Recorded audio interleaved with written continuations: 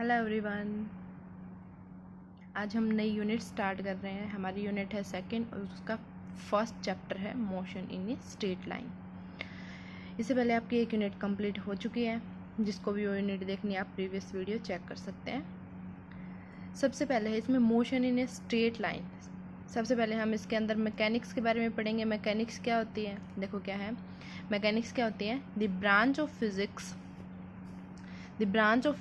which deal with the study of motion of material object is called mechanics। मतलब जितना भी हम motion के बारे में स्टडी करेंगे वो सारा किस में आएगा, मैकेनिक्स में आएगा। और मैकेनिक्स क्या होती है, किसकी ब्रांच है, फिजिक्स की। जैसे फिजिक्स किसकी थी, हमने स्टार्टिंग में पढ़ा था ना, फिजिक्स किसकी ब्रांच थी, साइंस की थी। वैसे ही जो मैकेनिक्स है वो किसकी ब्रांच है, फिजिक्स की है।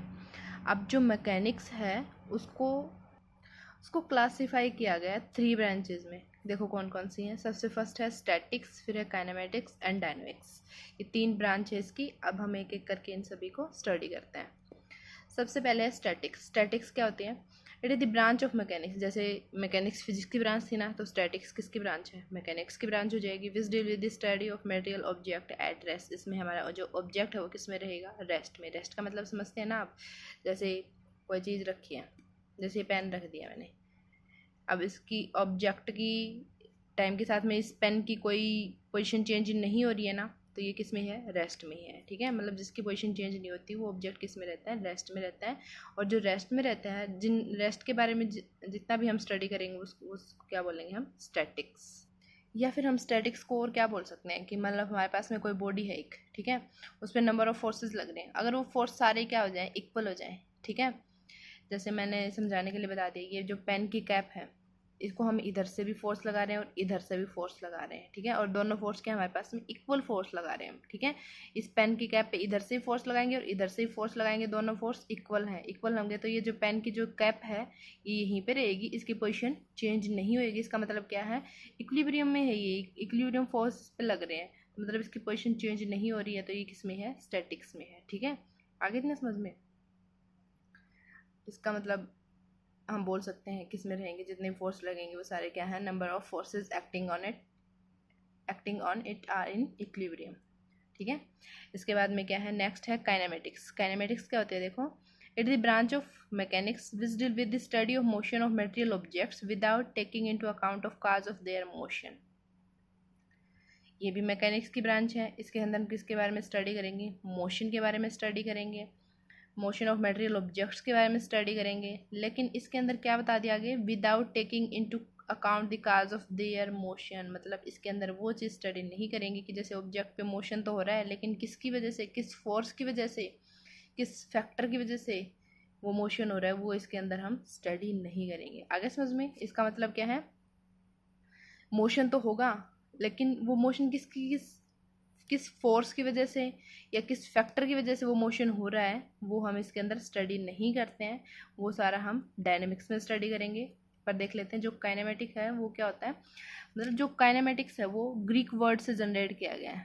यहाँ पे लिख सकते हैं हम, इट डिराइव्ड फ्रॉम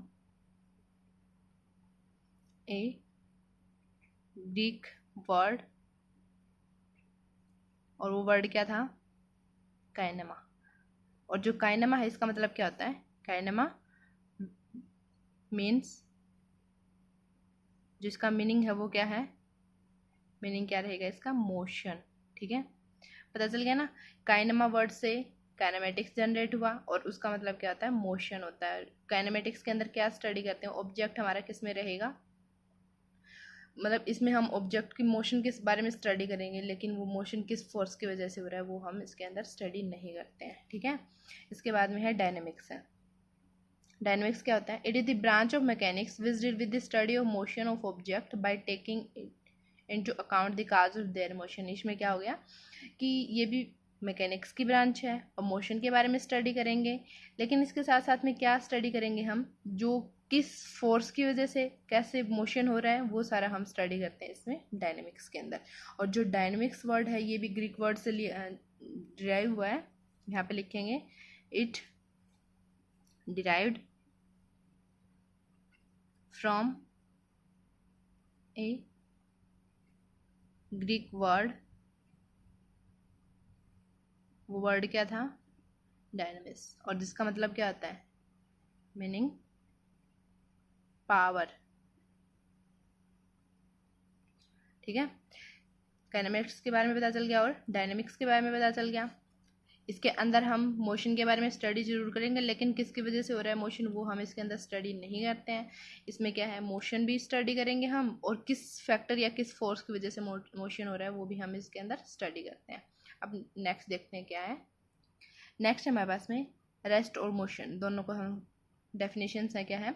रेस्ट क्या हो जाएगा, an object is said to be rest if it does not change its position with time with respect to its surrounding. यानी कोई ऑब्जेक्ट है हमारे पास में, और अगर उसकी पोजीशन टाइम के अकॉर्डिंग में या फिर उसके सराउंडिंग के अकॉर्डिंग में अगर उसकी पोजीशन चेंज नहीं हो रही है तो वो किस में रहेगा, रेस्ट में रहेगा। और इसका एग्जांपल क्या बता सकते हैं हम, a book laying on A table,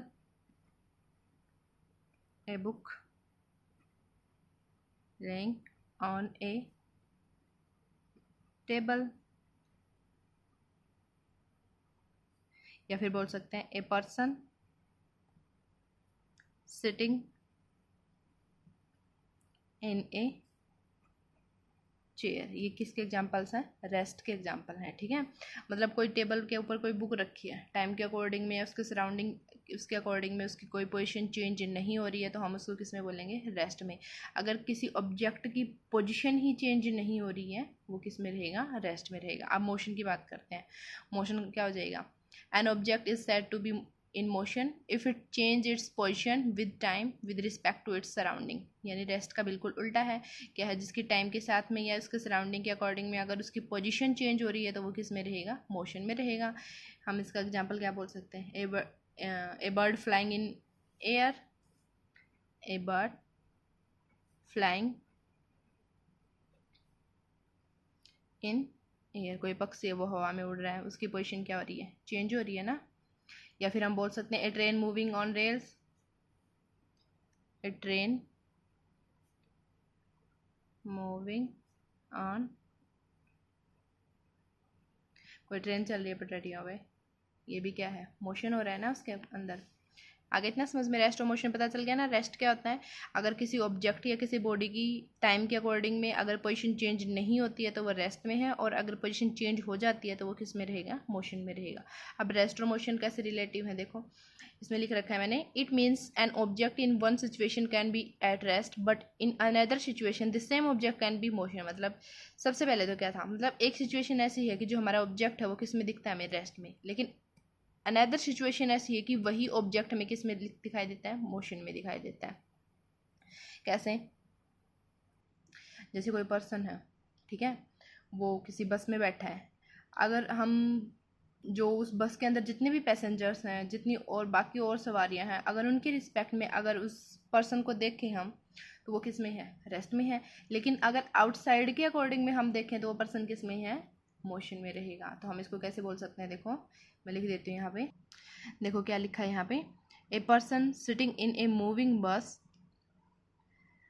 A person sitting in a moving bus is at rest with respect to his fellow passengers. मतलब उस बस के अंदर जितने भी पैसेंजर्स बैठे हैं तो उनके रिस्पेक्ट में वो पर्सन किस में है, रेस्ट में है। लेकिन देखो सेम वही पर्सन अनदर सिचुएशन में क्या हो जाएगा, bus is in motion with respect to outside the bus. मतलब बस के अगर आउटसाइड के अकॉर्डिंग में देखें तो बस किस में है, मोशन में, उनके अकॉर्डिंग में वो किस में रहेगा, मोशन में रहेगा। आगे समझ में, इसमें दोनों क्या है, रिलेटेड है ना।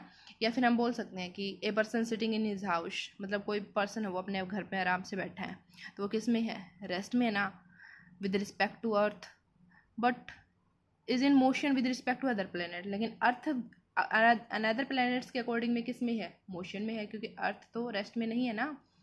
अर्थ तो मतलब कंटिन्यूसली किस में है, मोशन में है, अपनी एक्सिस पे भी रोटेट करती है और रोटेशन करती है और सन के अराउंड में भी रोटेट करती है, तो वो किस में रहेगी, मोशन में रहेगी। लेकिन वो अपने घर पे बैठा है आराम से, तो इसका मतलब वो किस में है, रेस्ट में है। किसके अकॉर्डिंग में, अर्थ के अकॉर्डिंग में वो किस में है, रेस्ट में है। आगे ना समझ में। अब आगे है types of motion of a body. Types of motion of a body क्या है, देखो सबसे पहला है रेक्टिलिनियर और ट्रांसलेटरी मोशन। रेक्टिलिनियर और ट्रांसलेटरी मोशन देखो क्या है। Rectilinear motion is that motion in which particle और point mass body is moving along a straight line. मतलब कोई रेक्टिलिनियर का मतलब है लीनियर मोशन, ठीक है।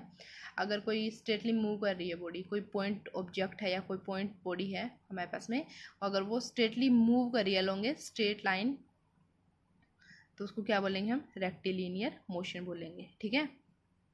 जैसे एक रोड पे कार जा रही है, ये क्या है, स्ट्रेट लाइन, लीनियर मोशन बोल सकते हैं ना इसको हम। नेक्स्ट है इसी के अंदर ट्रांसलेटरी मोशन। ट्रांसलेटरी मोशन क्या हो जाएगा, देखो, it is that motion in which a body is not a point mass body. सबसे पहला तो इसमें जो बॉडी रहेगी वो पॉइंट मास नहीं रहेगी। Body is moving with such that all the constituent particles move simultaneously along parallel straight lines and shift through equal distance in a given interval of time। यानी क्या है, जो बॉडी मूव करेगी वो एक तो पैरेलली मूव करेगी, और जितनी भी वो डिस्टेंस कवर करेगी ना, मतलब जो पैरेलली मूव करेगी इसका मतलब क्या है, डिस्टेंस दोनों के बीच की क्या रहेगी, सेम रहेगी, और गिवन इंटरवल ऑफ टाइम, ठीक है। इसका एक एग्जांपल बताती हूँ मैं। जैसे ट्रेन है, ठीक है, ट्रेन मूव कर रही है पटरियों पे, ठीक है, वो चल रही है, तो जो पटरियाँ हैं वो क्या है, पैरेलली होती है ना। वो स्ट्रेट में भी हो सकती हैं और कर्व में भी हो सकती हैं, ये ध्यान रखना आपने। वो स्ट्रेट में भी हो सकती हैं और कर्व में भी हो सकती हैं, इससे कोई फ़र्क नहीं पड़ेगा आपको। लेकिन वो क्या कर रही है, मूव कर रही है, वो मूव कर रही है, ठीक है। तो पैरेलली मूव करेगी वो। सबसे पहला तो वो पॉइंट मास बॉडी नहीं है, ठीक है। जैसे ये हमारे पास में ये ऐसे है, ये पटरियाँ हमारे पास, इस पे मूव करेगी वो यहाँ से। मतलब अगर यहाँ से वो चलना स्टार्ट करेगी तो ये जो डिस्टेंस है बीच में, ये क्या रहेगी, जहाँ तक भी वो मूव करेगी वो डिस्टेंस क्या रहेगी, बीच की डिस्टेंस जो है वो सेम रहेगी, और जितना भी गिवन इंटरवल ऑफ टाइम है उतने टाइम में ये डिस्टेंस सारी क्या रहेगी, सेम रहेगी, और पैरेलली मूव करती रहेगी। इसको क्या बोलेंगे हम, ट्रांसलेटरी मोशन बोलेंगे। नेक्स्ट है हमारे पास में सर्कुलर मोशन और रोटेटरी मोशन। सर्कुलर मोशन क्या होता है, इस circular motion is that mean motion in which a particle और point mass body is moving on a circles.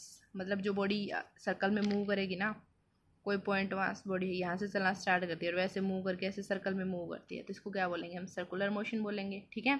अब रोटेटरी मोशन देखते हैं क्या होता है। A rotatory motion is that motion in which the body which is not point. सबसे पहले तो पॉइंट मास बॉडी नहीं रहेगी वो, in moving such that all its constituent particles move simultaneously along concentric circles whose center lie on a line, ठीक है। यानी जो बॉडी मूव करेगी, सबसे पहला तो वो पॉइंट मास बॉडी नहीं होएगी। सेकंड, वो जितना भी मूव करेगी उसके जो कॉन्स्टिट्यूएंट पार्टिकल्स हैं वो मतलब कंसेंट्रिक सर्कल्स क्रिएट करेंगे, और जो सर्कल्स बनेंगे उनका जो सेंटर है वो एक ही लाइन पे लाई करेगा, मतलब सेम लाइन लाई करेगा। इसका एग्जाम्पल बताती हूँ मैं एक अच्छे से। देखिए यहाँ पे, जैसे ये हमारे पास में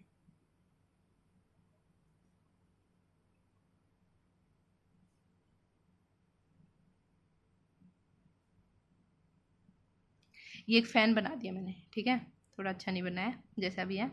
ये एक फ़ैन है, ठीक है। अब यहाँ पे देखते हैं हम, एक पॉइंट यहाँ पे है, मतलब यहाँ पे एक सर्कल बना दिया। ये जो ब्लेड्स हैं एक इसके मिडल में बना दिया, ये वाला पॉइंट बी, यहाँ पे भी एक सर्कल बना दिया, ठीक है। और एक इस जो ब्लेड्स हैं इनके एंड पे बना दिया, ये वाला पॉइंट है सी, ठीक है। जैसे ये फैन मूव करेगा तो इसके ब्लेड्स भी क्या करेंगे, रोटेट करेंगे। ये ए पॉइंट भी क्या करेगा, रोटेट करेगा। जो बी पॉइंट है ये भी रोटेट करेगा, और सी पॉइंट भी क्या करेगा, रोटेट करेगा। और इन सभी का सर्कल क्या रहेगा, एक ही रहेगा ना। कंसेंट्रिक सर्कल्स बन रहे हैं यहाँ पे, तो मतलब इस टाइप का जो मोशन रहेगा उसको क्या बोलेंगे हम, रोटेटरी मोशन बोलेंगे, ठीक है। और रोटेटरी मोशन जो होता है वो पीरियोडिक मोशन बोलते हैं उसको। अब पीरियोडिक मोशन क्या होता है, पीरियोडिक मोशन होता है जो after a fix interval of time, अगर हमारा जो मोशन है वो बार बार रिपीट हो रहा है तो उसको क्या बोलते हैं हम, पीरियोडिक मोशन बोलते हैं। तो मतलब देखो, फैन एक बार ऐसे रोटेट करके आ गया तो फिर से क्या करेगा, रोटेट करता है ना ऐसे, तो मतलब ये क्या है, पीरियोडिक मोशन बोलते हैं हम इसको। ये 2 डायमेंशन और 3 डायमेंशन मोशन होता है, इसको हम आगे स्टडी करेंगे कि 2 डायमेंशन और 3 डायमेंशन क्या होता है। एक बार समझ लीजिए कि ये 2 डायमेंशन और 3 डायमेंशन है, आगे इतना समझ में। अब नेक्स्ट देखते हैं हम क्या होता है। नेक्स्ट हमारे पास में ऑसिलेटरी और वाइब्रेटरी मोशन। ऑसिलेटरी और वाइब्रेटरी मोशंस क्या है, oscillatory motion is that motion in which a body move to and fro, back and forth. इसमें बॉडी कैसे मूव करेगी, to and fro, back and forth. मैं बता देती हूँ आपको। जैसे ये एक, इसका एग्जाम्पल भी है ये सही, पेंडुलम, पेंडुलम देखा होगा ना आपने, यहाँ पे ये फिक्स है इस पॉइंट पे, ठीक है।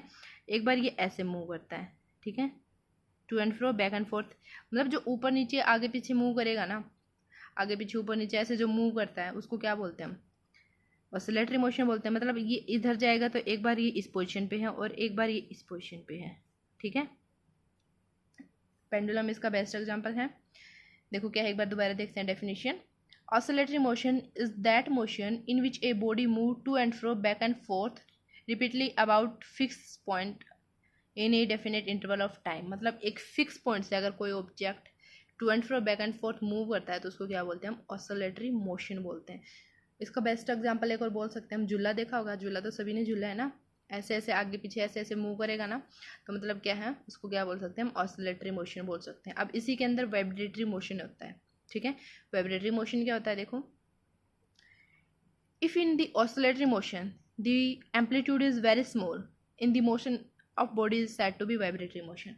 देखो हम जब, जैसे मान लिया कि यहाँ पे मैं एक बता देती हूँ आपको कि कोई बॉडी ऐसे ऐसे मूव कर रही है ऊपर नीचे, ठीक है।